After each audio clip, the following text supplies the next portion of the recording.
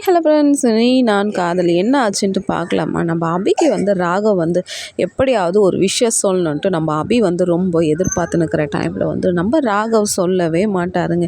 பார்த்தா அபிக்கு பிடிச்ச ஒரு கிஃப்ட்டை வாங்கி மறைச்சி வச்சுருப்பாரு. அதை அவங்க அக்கா அஞ்சலி அக்கா எடுத்துகிட்டு என்னடா அபிக்கு வாங்கி வச்ச கிஃப்ட்டை கொடுக்கவே இல்லையாடா, டே உனக்கு உன் பொண்டாட்டி மேலே ரொம்ப ஆசைடா, ஆனால் எல்லார் எதிரிக்கும் வெளிப்படுத்துறதுக்கு நீ ரொம்ப வெக்கப்படுற ராகவ்னும் போது உடனே அந்த கிஃப்ட்டை எடுத்து குடுறானோடனே உடனே நம்ம ராகவ் நம்ம அபிக்கிட்ட அப்படியே வேண்டா வெறிப்பாக எடுத்து கொடுப்பாருங்க. நம்ம அபியும் ரொம்ப எல்லாம் போய் படுத்த பிறகு ராகவும் தூங்கிட்ட பிறகு அப்படியே நைட் டைமில் எடுத்து அந்த கிஃப்ட்டை எடுத்து ஓப்பன் பண்ணும்போது வேறு லெவலுங்க.